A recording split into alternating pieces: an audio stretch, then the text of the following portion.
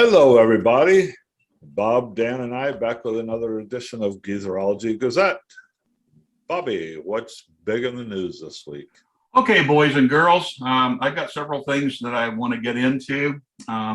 First off, this is becoming all too common, unfortunately, but I need to note the passing of another veteran of the early rock and roll days. Iron Butterfly drummer Ron Bushy died August 29th at the age of 79 after a battle with cancer. Bushy joined Iron Butterfly back in 1966, and he was the only musician to appear on each of the band's 6 albums, from 1968's Heavy to 1975's Sun and Steel. And of course, Bushy will be best remembered for 1968's In-A-Gadda-Da-Vida, the 17-minute psychedelic classic, to which he contributed that very lengthy drum solo. And, back in the day, a lot of pipes got passed around when that song hit the turntables. Yeah. And Bushy left the group in '77, but he rejoined them the following year and continued to drum for the band on and off again until their second breakup in 1985. He was again with the band when they came back in '87, and he would perform with them regularly in the years that followed. And so he was there for most of the history of a band that saw more than 50 people join it in its course of its career. So rest in peace, Ron Bushy. Yeah, he was probably, just because of that drum solo. I mean, he was probably the most famous person for. I didn't know his name, but he was probably the one that had from Iron Butterfly that had, I guess, a more lasting legacy, because everybody, In-A-Gadda-Da-Vida, that's the first thing that I think of. I'm sure other people think of as that drum solo. Well, it was one of the first ones, in the rock era. And of course, there's the story about how the song title came about. And Bushy says that he was sharing a place with band member Doug Engel, and they were working also at like a pizza place, trying to, put bread on the table. So he comes home, and Engel has put away a gallon of wine and was tooling around on his organ, and had come up with the song. And so Bushy says he's writing down the lyrics on a napkin while Engel is telling him what they are, and he's writing it down phonetically. And Bushy's story was that Engel was slurring his words so much that In-A-Gadda-Da-Vida was supposed to be in the Garden of Eden, but he wrote it down as In-A-Gadda-Da-Vida, and it stuck. And they eventually, did the song. And then he said, as they were performing it live, it just got longer and longer and longer until it became, the 17-minute epic that we all remember. Yeah, it was one of the first, I guess. I don't know, were they one of the first jam bands? Because that's what that song. It was so well known as just being this long jam. Because I don't know, maybe the Grateful Dead and others, became famous for doing that all the time. But this is really, as far as my memory goes, that was like the first time that became a thing. Yeah, and just one little tie-in with that, there was an AM radio station at the time that played In-A-Gadda-Da-Vida at 10 o'clock p.m. that night. They started right on the dot. I think they ran for a couple weeks. It was the old KXOK when, before the FM stations sort of took over. Yeah. Yeah, and I'm going to assume that Bushy would have been on stage with them when you and I saw them in Springfield. I had that thought, but you told me that you said that I couldn't remember what year that was that we saw them, but it was in sometime in the late '70s, early '80s. It would have been the '80s. It would have been the '80s. Yeah. So it could well have been, because he came back with them in '85. So it could, and then I saw the band here in Kansas City when they were part of a package tour group. So he definitely would have been with them then. Yeah. And I remember the buddy that I went with, we were commenting, especially on, I think it was the bass player, and he's on there in a pair of like Sansa belt slacks, and sensible shoes. And we both joked about how he looked like somebody's grandfather up there doing this acid rock stuff. I'm surprised when you said they had what, 6 albums, 7? How Yeah, many? they did six studio albums. 6 studio. That surprises me. I didn't know that they were around that long. I I knew didn't know. Yeah, I did. I knew they did a couple, and Agata Davida being obviously the most well-known one, and they did one called Ball, I think. Right. But I didn't know that they did that many. Yeah. And they had one called Metamorphosis, and after that, I don't know what they did. You know, after In-A-Gadda-Da-Vida, the only song I can really recall was Flowers and Beads. I don't even remember that I one. vaguely remember that one. I don't even remember that one. I'd also be curious. I'm gonna have to research this. I wonder if that was if In-A-Gadda-Da-Vida might have been the longest song to have been put on record up to that point. Probably so, because that was one of the things that people talked about when that came out was that it was I don't know, was it a full side? Yeah, it was a full side of the album. Yeah. I can't imagine that there was one earlier that and the rock era anyway. I mean, obviously classical pieces, were that long, but that might have been the first big epic rock song on put on vinyl. May well have been. And interestingly, I think Bushy said that the lyrics only took up about 1.5 minutes. Oh yeah. It was mostly an instrumental piece. Yeah, just it was a big old long jam piece that was probably the thing that led to the Grateful Dead in their life. So it opened up an avenue for them. Put it that way. But I also remember the AM radio version, and they cut it down, to the like 3 minutes, whatever. Yeah, as a single. Yeah, they put out an edited single. Okay, what's next? Okay, there's a guy named Jake Brown from a webpage called Glorious Noise, and Mr. Brown took on a project, and his project was to compile a playlist that tells the story of rock and roll history, featuring only one song from each year. And that little project resulted in a playlist of 94 songs that totals 5 hours of music. And Brown kicked off this project because he started wondering how far back he could go and find stuff that could be more or less considered rock and roll.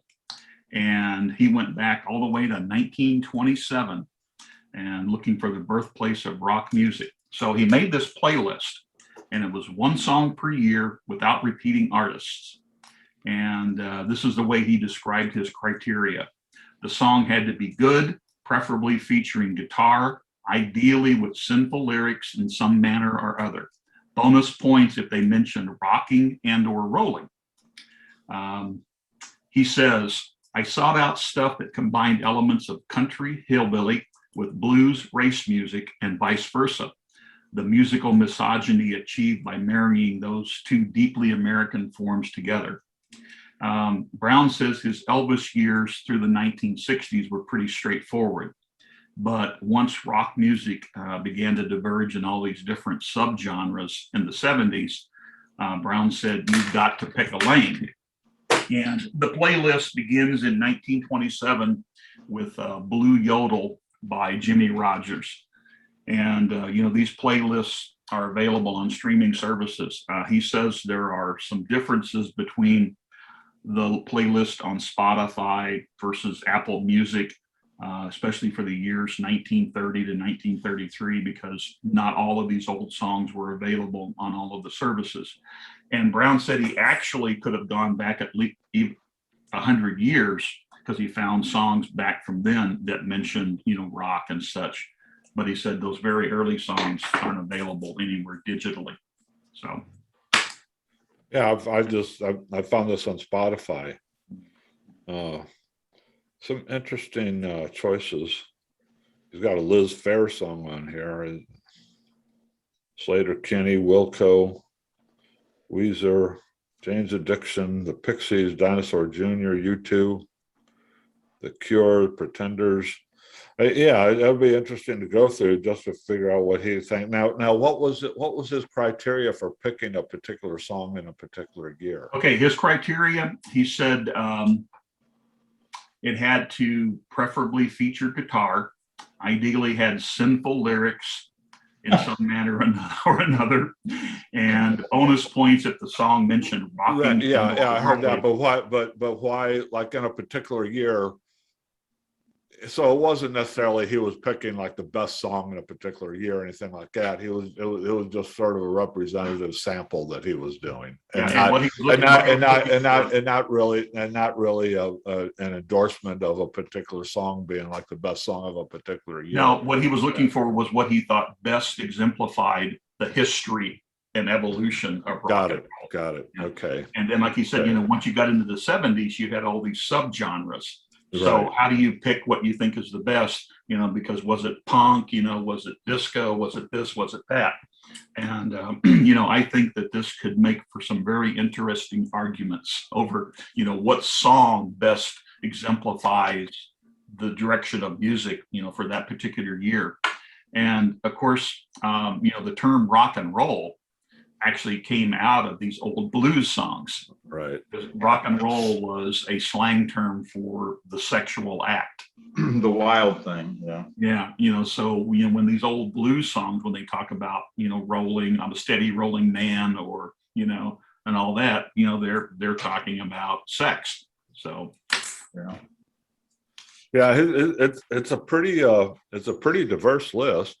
Yeah, really interesting. David Bowie's Suffragette City is on there. Crosby, Stills and Nash and Young, Ohio. Big Star is on there. Ramones are on there with Blitzkrieg Bop. Sex Pistols, God Save the Queen. You got The Clash, Blondie. Elvis's Heartbreak Hotel, Tutti Frutti, Little Richard, Shake, Rattle and Roll, Big Joe Turner. Big Mama Thornton doing Hound Dog. That's which interesting. I'll Elvis have to go Presley check then, that out. Pardon? yeah. And then, of course, Elvis Presley stole Hound Dog to kick off his career. Well, he Does didn't it say- steal it. He didn't steal it. He covered it. Well, but, Led Zeppelin stole how many Stairway people to know Heaven. So how on many that, people know about Big Mama Thornton, so on that list, was there a mention of Fats Domino? I haven't, Just a quick scroll through here. I don't see Fats Domino. Okay. so like I say, how do you pick the one song for 1 year? That's Yeah. an impossible task, I would think. Yeah, but so I'm sure that this could spark. Well, I'm some- sure he probably put a lot of time and a lot of research and a lot of work into this. And I I mean, don't you see have Fats to. Domino anywhere on here. Yeah, I don't see how you could just put this together off the top of your head. Right. Yeah, he took some time and some care and put some effort into doing this, I'm sure. Lottie Miss Claudie by Lloyd Price. Yeah.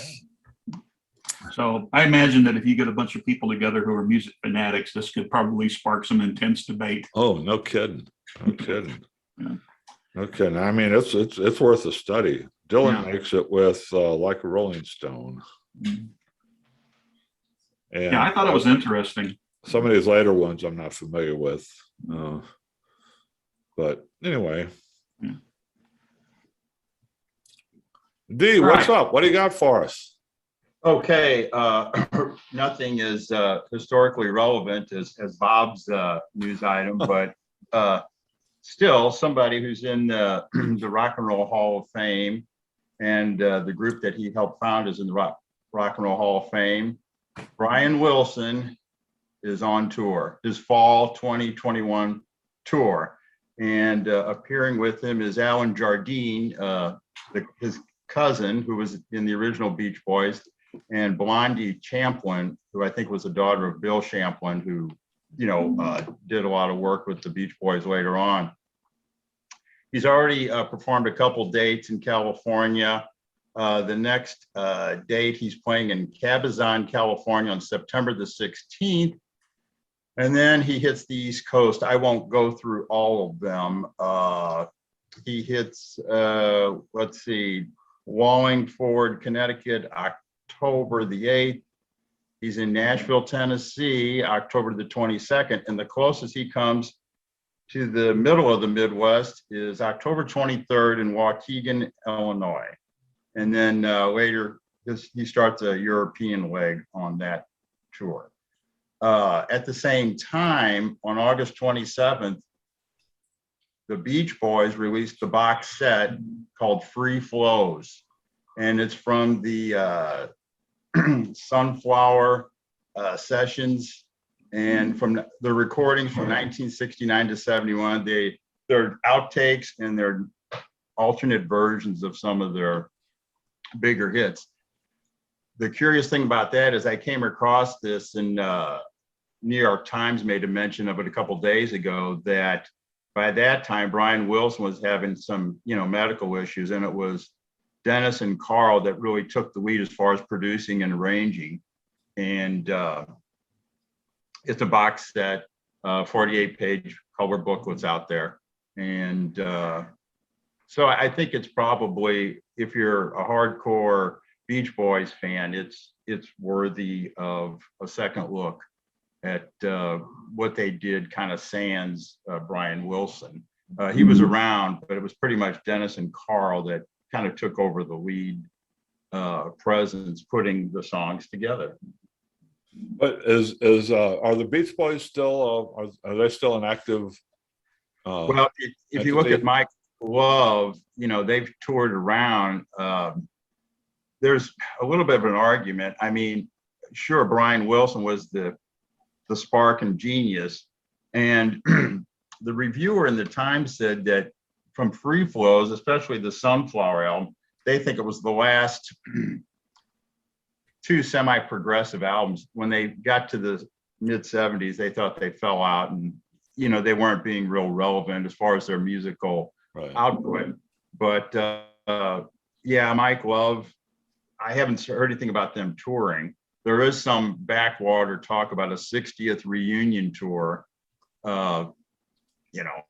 Brian Wilson himself is 79, and Mike Love and the rest, they're around that age, but they have toured without Brian Wilson. I believe Mike Love had, yeah, I know, for a lot of years. I know at some point there was some dispute over who actually had the right to use the name the Beach Boys. Yeah, they got a little fight over that at some point. Yeah, I caught something else on the Grammy.com website, and they have pretty much positive reviews of this Free Flows box set. But anyway, I think it's for hardcore Beach Boy fans, and that's what I have.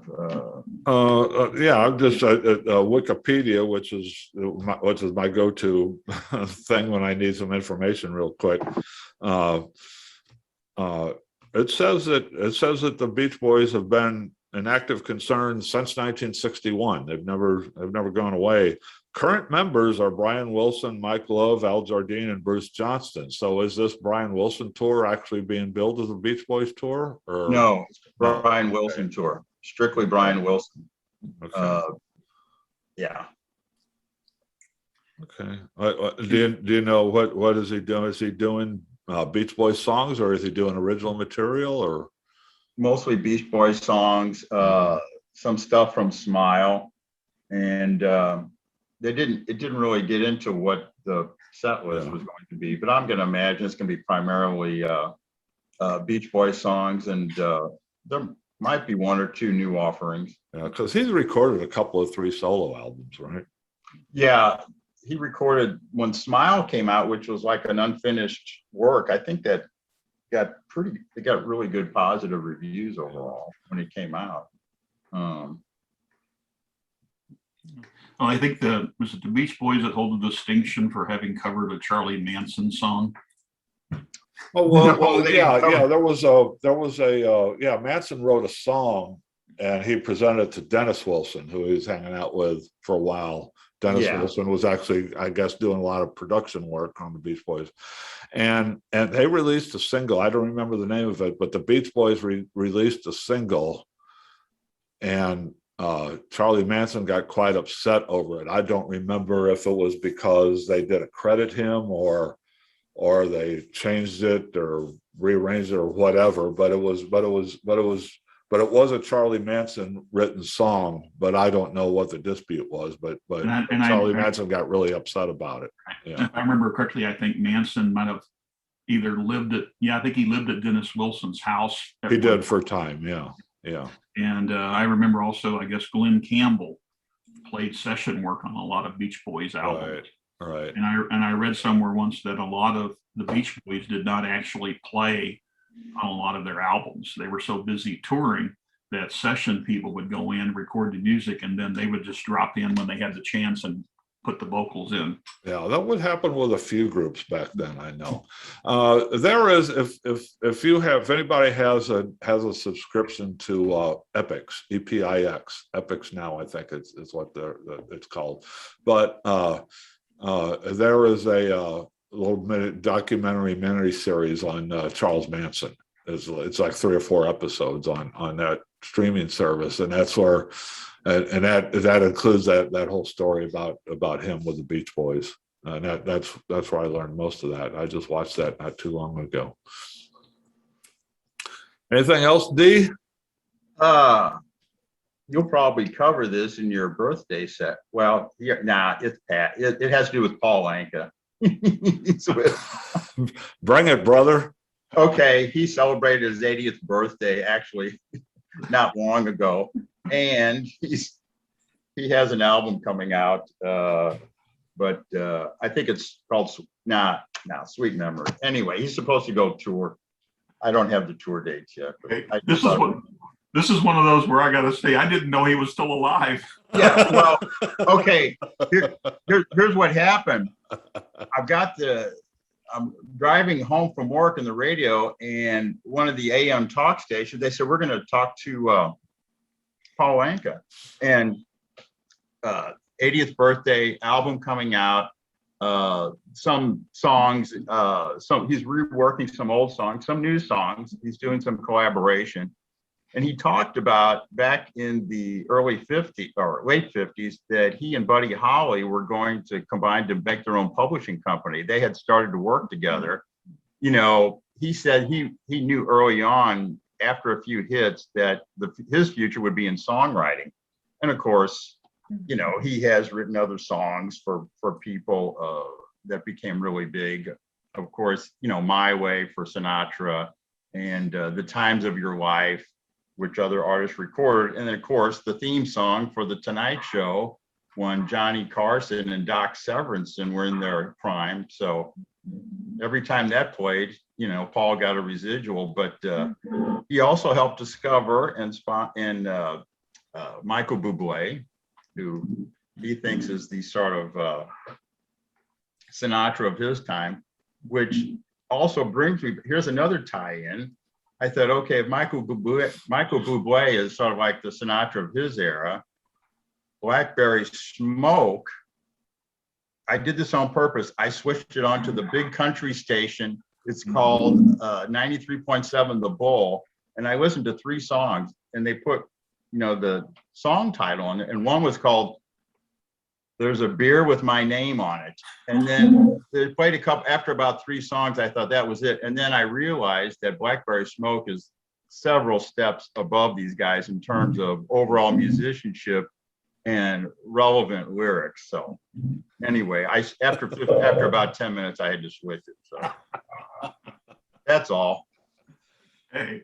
Yeah, I remember, yeah, Paul Anka's had a couple of had a couple of resurgences, you know, over the decades, and yeah, he's still working, it looks like, but he started out, like I said, he embarked on a career as a songwriter and just kind of became this teen idol through the back door. It wasn't intended. It just kind of happened. Yeah. You know, and then he went away as a teen idol, but he continued to work as a songwriter and a producer and a financier and everything, and has had a long, very successful career. Yeah. Is he the guy that did the song "Having My Baby"? Yes. Oh, having my baby! What a lovely way to say. I believe that was him. Yeah. Love me or something. Maybe was that sung by Mac Davis? Or Let me look. Let me look here. Singles. That would have been. I believe that was Paul Anka. Hmm. Without step. My But God, why do put your head on my shoulder was a big hit by him. Yes. But he remember came that back like he had a string of hits through the '60s and then disappeared for a little while and just went and did Paul Anka things, behind the scene things, and then he reemerged in the '70s with a few hits. You're Having My Baby, 1974. Yep, number one, Oh, number one why single. do I remember that? I listened to way too much AM radio. But when you're in the middle of nowhere, Missouri, you don't have much choice. Yeah.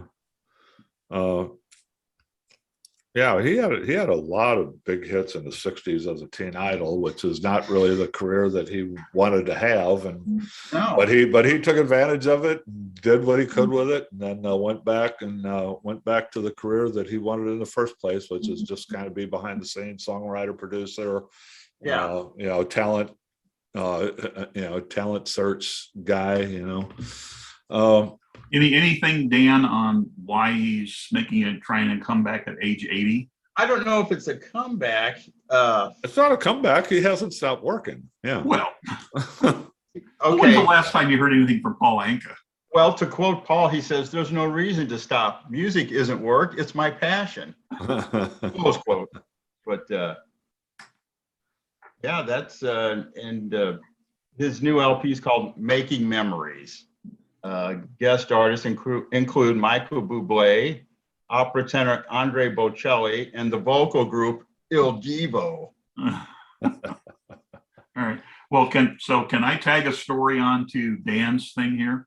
Go.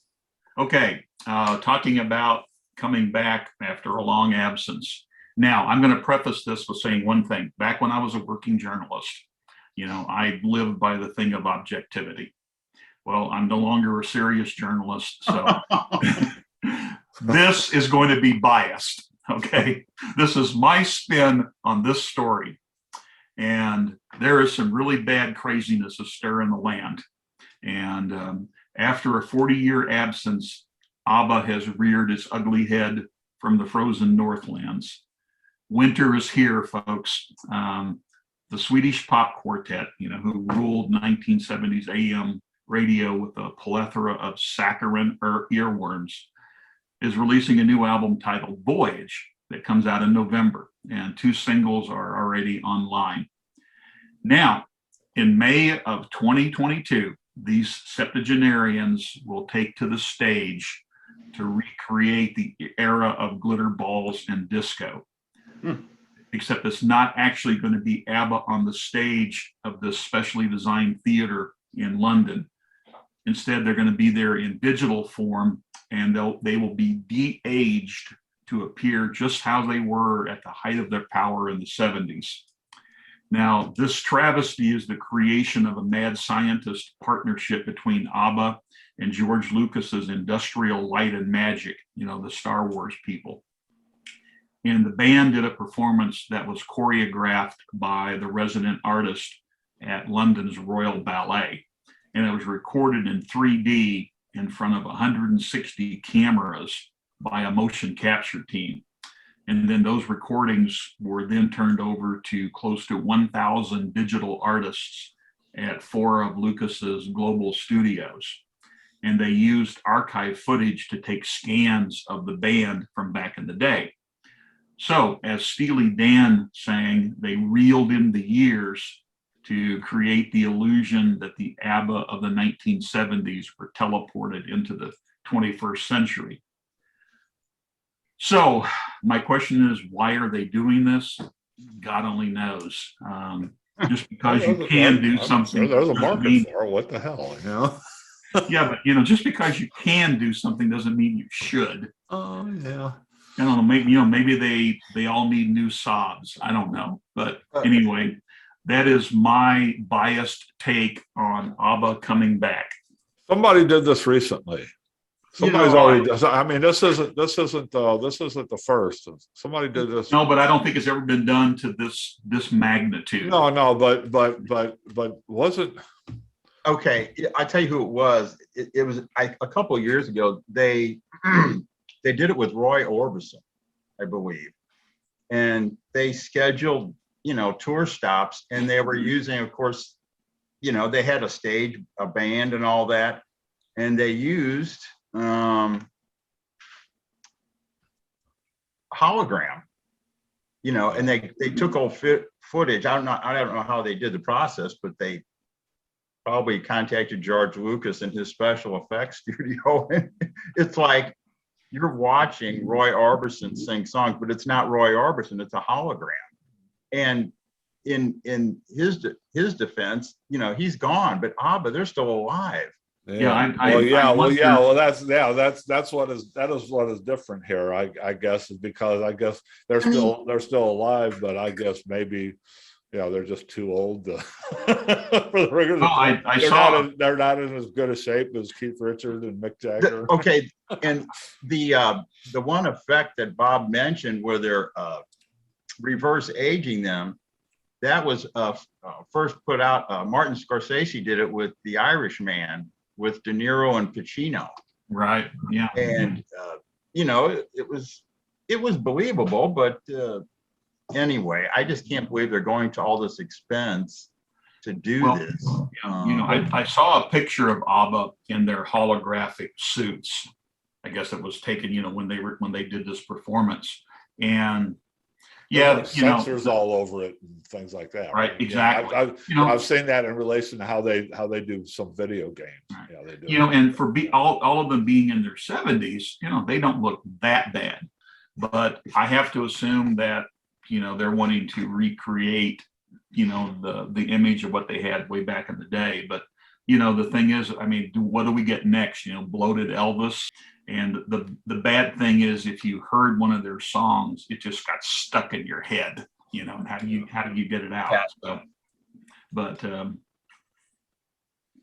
was just, as the Washington Post, I just did a quick Google search. The Washington Post did a story in 2019 about this becoming a thing, and apparently, just a quick look at this Washington Post article, that holographic images have appeared on stage of Roy Orbison, Frank Zappa, Amy Winehouse, Maria Callas, Buddy Holly, Whitney Houston, Ronnie James Dio, and actually, most famously, Michael Jackson. I did not know it was that extensive. Well, as far as this ABBA thing goes, when I was putting together the information on this, and like I say, they pre-released 2 singles from this album, and I listened to one of them, and it's got concert footage of the band, and I'm watching it, and I couldn't figure out whether it was old footage that they put with the new song, or whether it's from this holographic thing they're going to do. And if it was from the holographic things, it looks pretty realistic. So I need to go back and probably rewatch it. I've seen a couple of short video clips of this happening, but it would be interesting. I've never seen one actually live, in person. I would like to see that, to see how actually good it is.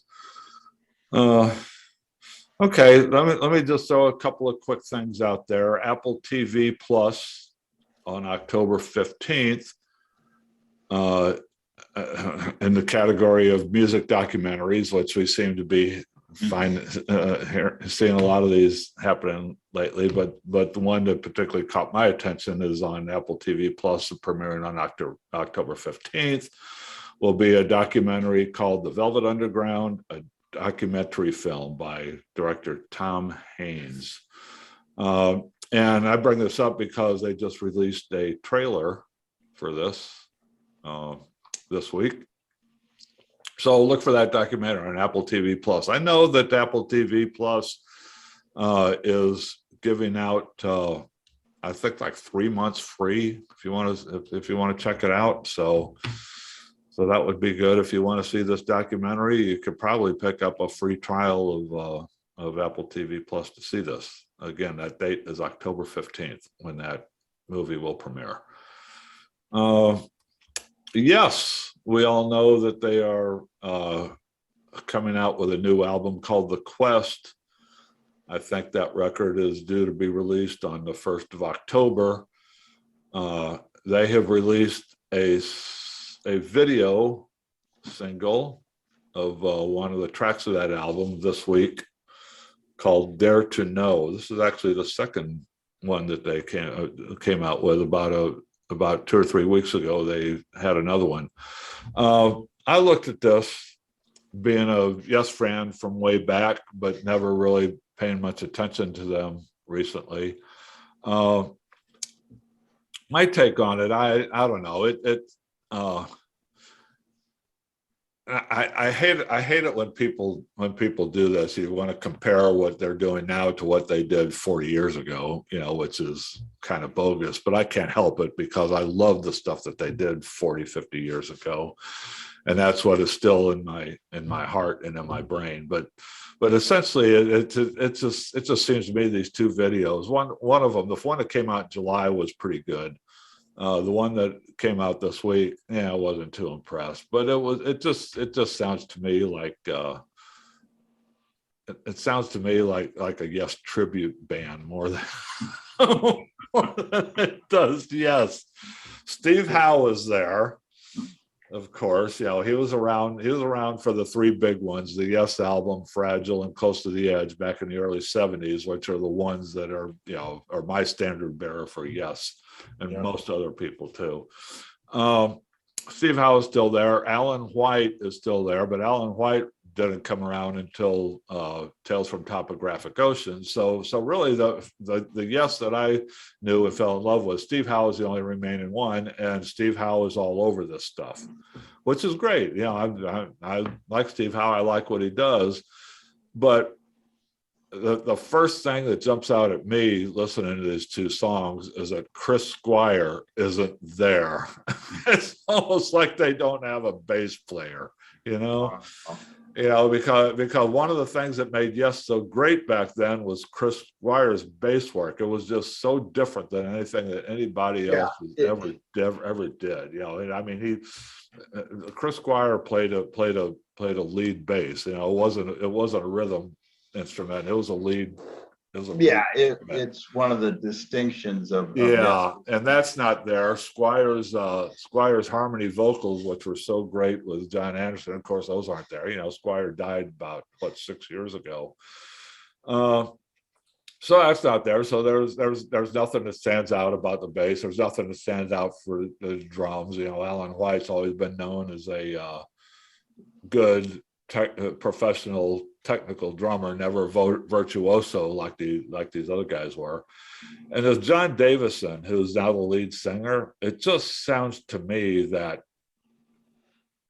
I don't know if this is his natural voice or what, but it just sounds to me like he's just trying so hard to do a John Anderson impression, because it's the same timbre, the same, the same vocal range, everything like that, but it's just not as wide ranging and as solid as John Anderson was. And so anyway, so my bottom line is it's kind of interesting if you're a Yes fan, either a current Yes fan or an old Yes fan, you might check these out to get your impression. But that's my impression. It just, in my heart, it just seems to me like somebody who's, it doesn't sound like it's Yes. It just seems to me like it's somebody trying to be Yes. And they do a pretty good job of being Yes, but there's just some vital elements missing there. So that's my take on it. I have a question. Yeah. So it may be impossible to answer this, but I'll throw it out anyway. If you had never heard Yes back in their salad days, I know where you're going. What would you think? I would find it to be really interesting, and I would have liked it, but I can't help but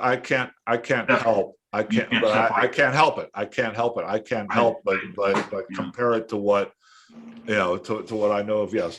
But thanks for asking that question. That was actually a point I was going to bring up, and I just didn't get there. Yeah, and I've only watched these videos and listened to these songs once through. So it's probably a case where I would get more in tune with it if I go back and listen to them repeatedly. But yeah, I think so. I think if I'd never heard Yes, if this is the first time I encountered this band and listened to it, I think I would probably be very, very interested in this. Yeah. Yeah. It's that close to what the essence of Yes was, but it's just, it's not as good. It's not as good. Okay. 9 years ago today, Joe South died. Do you remember Joe South? Yes, I do. Yeah. Games People Play, Walk a Mile in My Shoes, I Never Promised You a Rose Garden. He was mostly a songwriter back in the 60s and 70s, but actually had a couple of big hits, performing a couple of his own songs at the time. But he would have been oh, no, I'm sorry. It's not his birthday, it was his death. He died 9 years ago. He died at the age of 72, 10 years ago of a heart attack. So he wrote I Never Promised You a Rose Garden? He did. I did not know that. And then he had hits himself with the song Walk a Mile in My Shoes. That was probably what the song that he's most known for. And then he also wrote the song Games People Play. 4 years ago today, Sunday, former Tower of Power lead singer Rick Stevens died at age 77 after a battle with cancer. He was 4 years out of Tower of Power and addicted to drugs when he shot to death 3 men in a drug deal gone bad. He served 36 years in prison for that. Wow, I did not know that either. Yeah. Monday will be the 51st anniversary of Jimi Hendrix's first live appearance.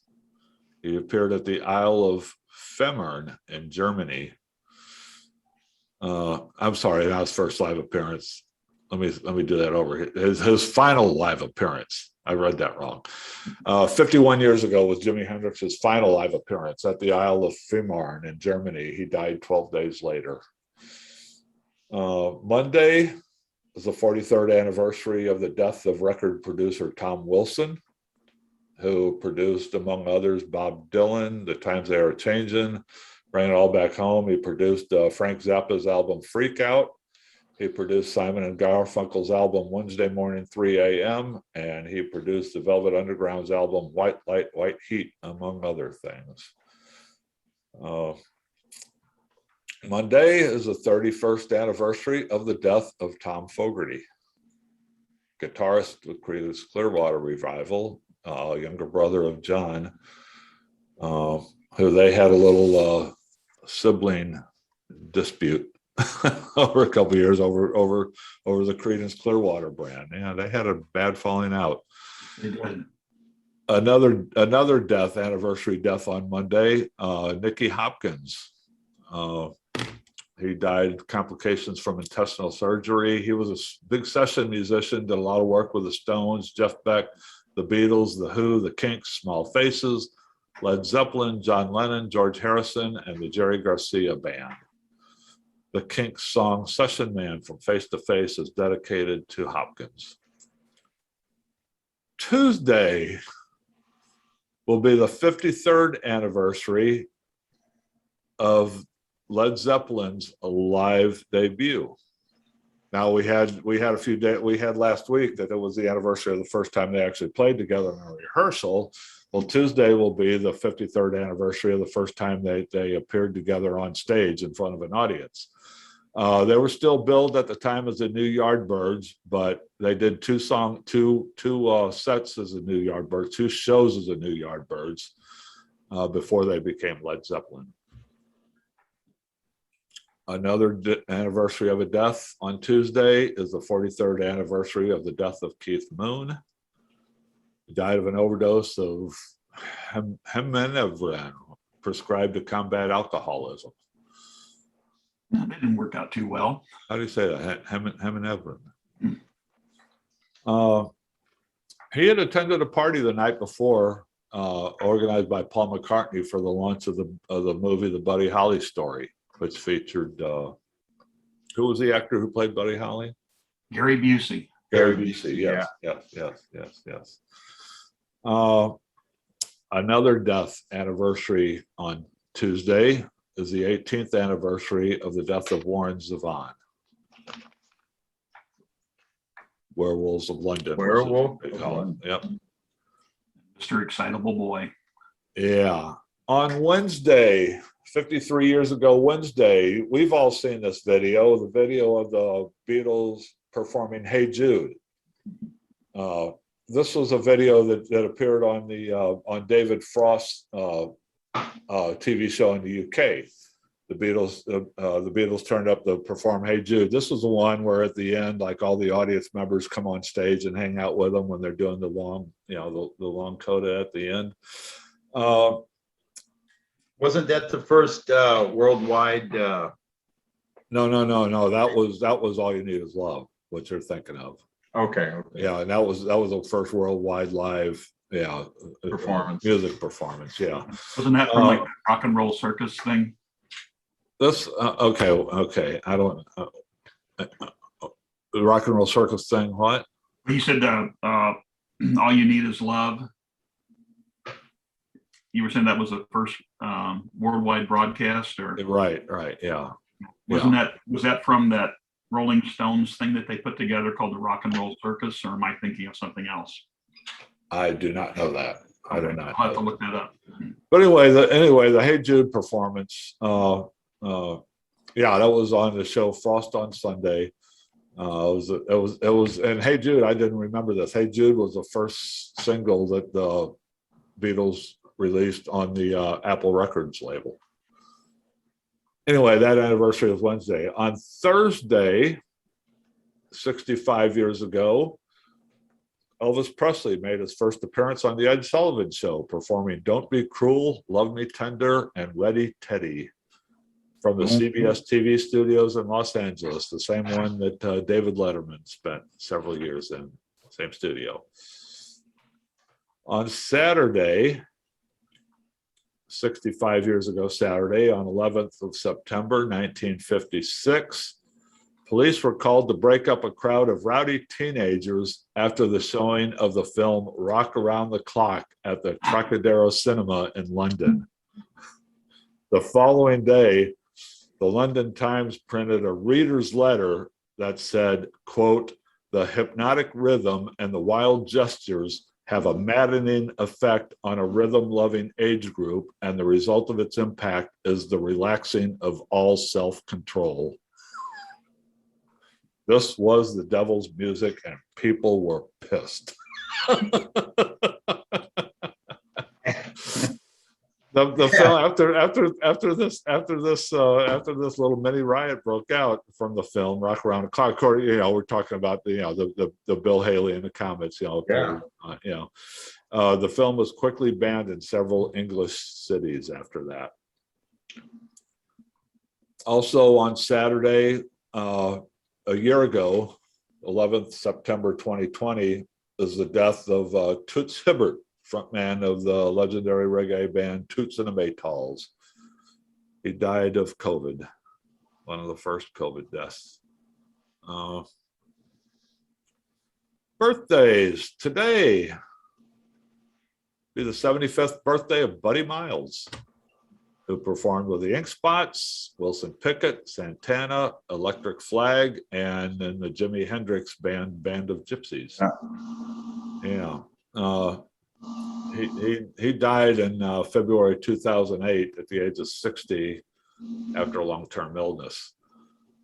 Also today would be the 75th birthday of Freddie Mercury, who was lead singer of Queen.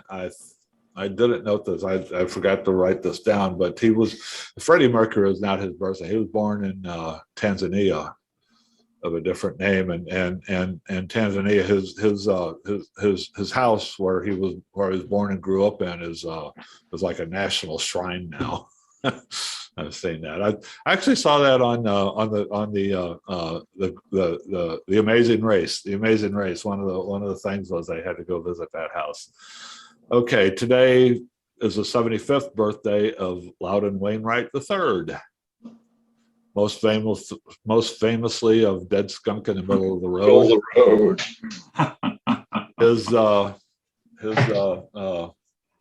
He is the father of Martha and Rufus Wainwright.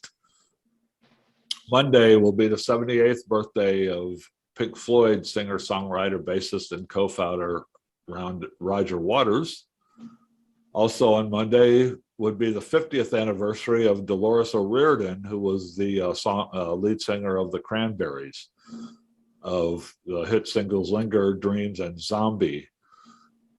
She died in January of 2018 while she was during the middle of a recording session in London. She just dropped out of a heart attack at a very young age. On Tuesday would be the 85th birthday of Buddy Holly, aforementioned Buddy Holly.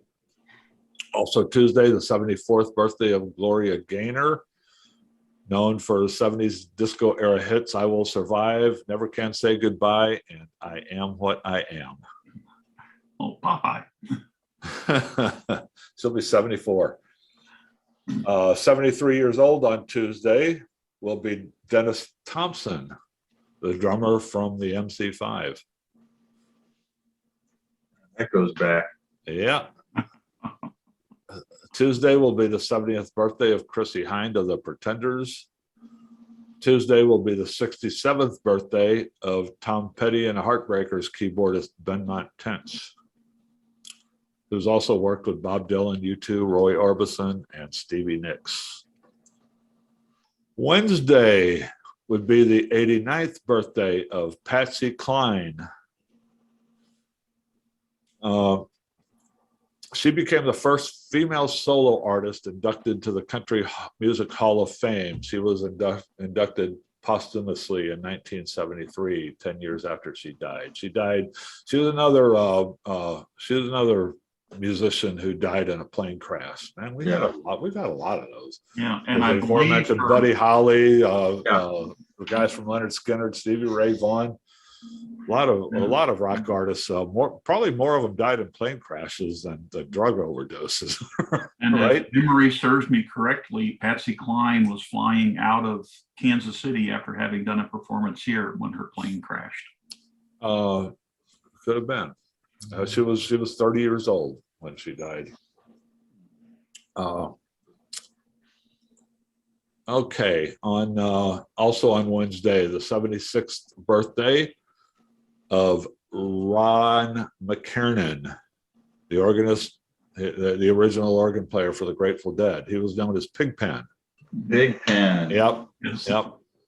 He played in the group from 65 to 72. Unlike other members of the Grateful Dead, McKernan avoided psychedelic drugs. His drug of choice was alcohol, namely whiskey and flavored wine. It killed him. He died on March 8th, 1973 from cirrhosis of the liver. He was one of the 27 Club. Yeah. Wednesday will be the 61st birthday of Amy Mann, formerly of Till Tuesday, who's had a fairly successful solo career for the last few decades. Wednesday will be the 42nd birthday of Alicia Moore, otherwise known as Pink. One of the most successful artists of her generation, having sold more than 110 million records. Wednesday will be the 31st birthday of drummer Jay Weinberg, who is the son of Bruce Springsteen's drummer, Max Weinberg. Yep. Jay Weinberg plays with the heavy metal band Slipknot. I've heard of Slipknot. I didn't know that Jay Weinberg was in that band. Thursday would have been the 80th birthday of Otis Redding. He died, another plane crash victim, on 10th of December 1967, shortly after finishing recording his most famous song, Sitting on the Dock of the Bay. That song had just been released a week before he died, and became #1 after he died. Thursday will be the 69th birthday of Dave Stewart of Eurythmics. Also, the 46th birthday Thursday of Michael Bublé. Friday will be the 82nd birthday of Cynthia Lennon, John Lennon's first wife. She died in 2015 of cancer, actually. Friday will be the 79th birthday of Danny Hutton. Three Dog Night. Three Dog Night, you got it. Beat me to the punch, Dan. Friday, the 76th birthday of Jose Feliciano, best known for his cover of The Doors' Light My Fire. Fairly well known for St. Louis baseball fans, for Cardinal fans, actually, because he at the 1968 World Series, if you remember, he came in and did the national anthem, and he did his own version of the national anthem, and people were shocked by this. He didn't just go out and play it straight. He did a Jose Feliciano version of the national anthem, and caught quite a bit of pushback. Yep. This was a year or two before Jimi Hendrix became famous for doing that. But yeah, I still remember that when I was a kid. I was in the 8th grade at the time, where he got caused quite a bit of controversy when he did that. Okay, you remember that, right, Dee? Oh, I do. I thought it was just his rendition of it. I didn't think it was any disrespectful or anything like that. It wasn't disrespectful. It just wasn't a straight out interpretation. Yeah, a straight out version of it. He added his own personal flourishes to it, and that just wasn't done in those days. No. Friday will be the 72nd birthday of Rick Rosas of Crazy Horse. He died 7 years ago at age 65. Yeah, but he was a longtime member of Crazy Horse. He also played with Joe Walsh, Crosby, Stills, Nash and Young, Jerry Lee Lewis, Ron Wood, and many others, according to this. Friday will be the 71st birthday of Aerosmith guitarist Joe Perry. Saturday, another Grateful Dead musician, Mickey Hart. He was Grateful Dead's drummer. Saturday will be the 56th birthday of Richard Hall, otherwise known as Moby. He's had a few hits in the last few years. Saturday, wrapping it up, will be the 54th birthday of Harry Connick Jr. Harry Connick. Harry Connick Jr. He's 54. It seems like he's been around a long time. I would have guessed that he's older than that. I know. He's another one of those. He must have been a kid when he first emerged out of Louisiana, right? Yeah, he's one of those New Orleans born and bred musicians. Yeah. Anyway, that's anniversaries and birthdays for this week. Anything else we want to touch on? I need to correct an error. Okay. Doing a self-fact check, are we? Yes, I am. Okay. Gotta be objective. No, when I mentioned the Rock and Roll Circus, that was a movie, that was a concert film put together by the Rolling Stones to promote like Beggar's Banquet. Mm-hmm. And it was John Lennon who performed there, not the Beatles. Got So it. that was my Okay. mistake. Okay. Yeah. I had no idea what you were referencing there, so I just said, I just "Yeah, remember, don't I know." remembered Lennon's performance, from the film, and they also had Jethro Tull and a bunch of other people, and I confused Lennon with the Beatles. So Okay, it was there's Bob returning to his roots as an objective, objective journalist. There's my editorial retraction. That's right. Correction and clarifications. Yes. Okay, thanks for joining us, everybody. Thanks, Bob. Thanks, Dee.